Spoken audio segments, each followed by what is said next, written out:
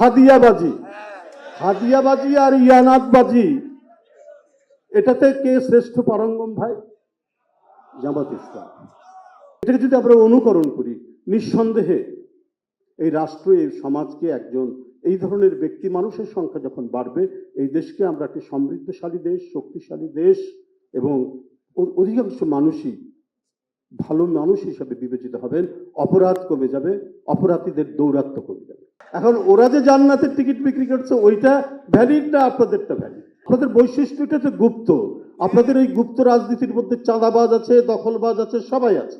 বিশেষণ কি দিব? উনি নিজেই রাগ করেন, বলেন বিশেষণ দেবেন না। শুধু এইটুক বলতে পারি যে বঞ্চিত ছিল মানুষ 17 বছর।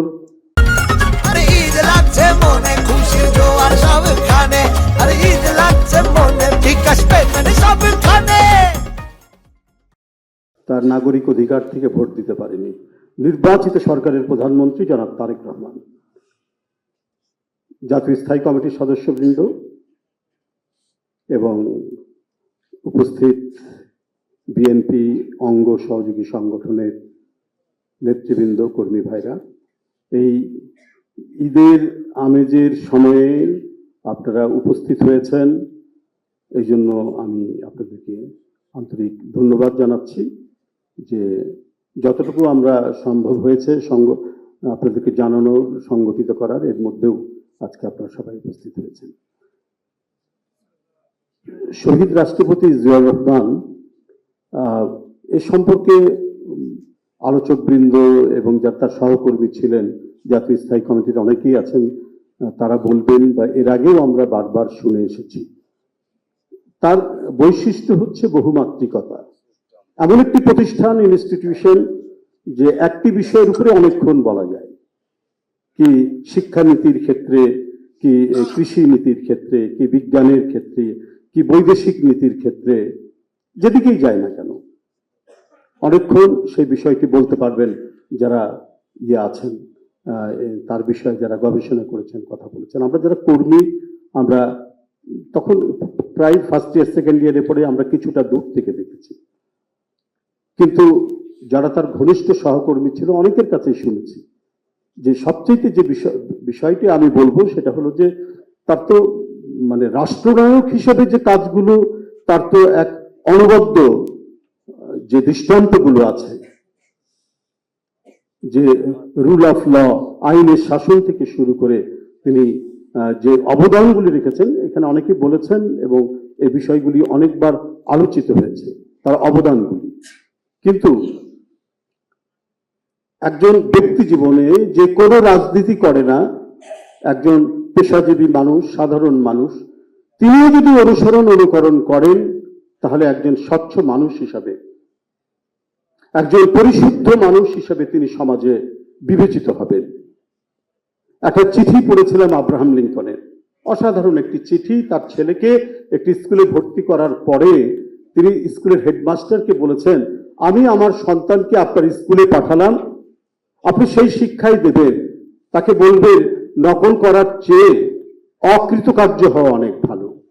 $5 কুড়িয়ে পাওয়ার চাইতে $1 পরিশ্রম করে উপার্জন করা অত্যন্ত শ্রেয়। এবং নীরব হাসির গোপন সৌন্দর্য তাকে শেখাবেন। এরা হচ্ছে রাষ্ট্রনায়ক।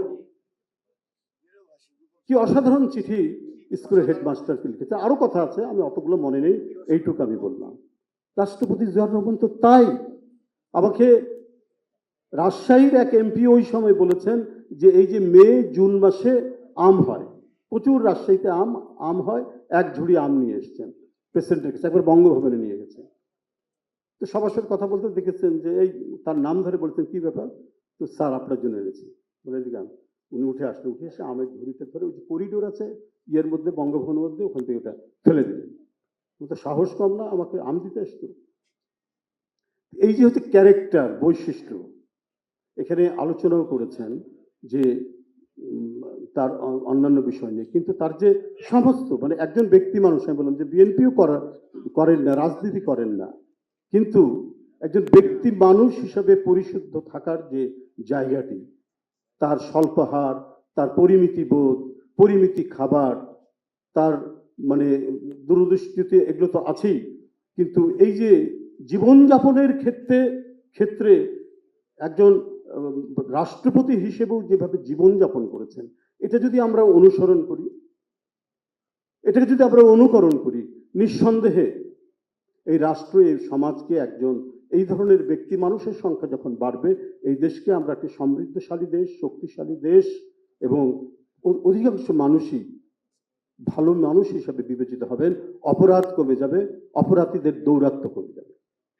এটি একটি দিক। আরেকটি বিষয় আমি বলবো, আমি দেখলাম, সেটা হলো যে বিরোধী দলের একজন নেতা তিনি বলেছেন যে এই যে কোরবানির হাট টাট গেল, সরকারের পক্ষ থেকে বলা হয়েছে যে পদক্ষেপ না হবে, চাঁদাবাজি করা যাবে না, কিন্তু চাঁদাবাজি যাদের বৈশিষ্ট্য তারা কি চাঁদাবাজি বন্ধ করে? টেলিফোনেও চাঁদাবাজি করা হয়েছে।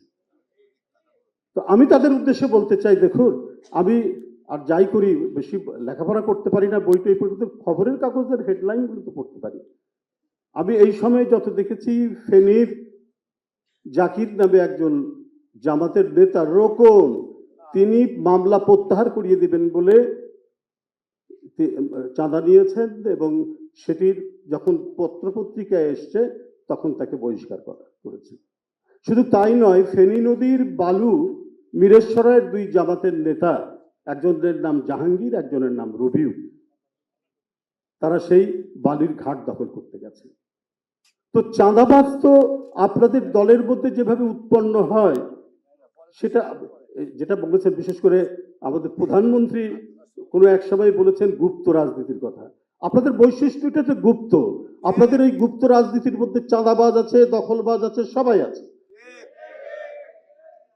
বারবার অভিযোগ তোলেন চাঁদাবাজি, তো আপনারা অবশ্য আরবি শব্দ ব্যবহার করেন। হ্যাঁ, না ওটা জানি, ওটা পুরো, আমি ওটা আর বলতে চাইনি। আমি যেটা বলছি যে দেখুন, ওরা আরবি শব্দ ব্যবহার করে, হাদিয়াবাজি, হাদিয়াবাজি আর ইয়ানাতবাজি, এটাতে কে শ্রেষ্ঠ পারঙ্গম ভাই? জামাত ইসলাম। আচ্ছা, তারপরে একজন নেতা বলেছেন যে ৭১-এর জামাত আর আমাদের এখনকার জামাত এক না। তাহলে ৭১-এর জামাতের নেতারা পরবর্তী পর্যায়ে যে জান্নাতের টিকিট বিক্রি করেছেন, ওটা কি ইনভ্যালিড? আর আপনাদের এটা কি ভ্যালিড নাকি? এক স্ত্রী তার বউকে খুব বকাবকি করছে, তো প্রায় বকাবকি করে, তো এক মুরব্বী লোক ওই মহিলাকে বলেছে, তুমি জানো, এটা কি জানো না যে স্বামীর পায়ের নিচে বেহেশত? তো বলছে, মুরব্বী, আমার এর আগে তো 2টা স্বামীকে ছেড়ে এসেছি, তো কোন স্বামীর বেহেশত? এখন ওরা যে জান্নাতের টিকিট বিক্রি করছে, ওইটা ভ্যালিড না আপনাদেরটা ভ্যালিড? শহীদ রাষ্ট্রপতি জিয়া রহমানের আত্মার মাগফিরাত কামনা করে বক্তব্য শেষ করছি। ধন্যবাদ।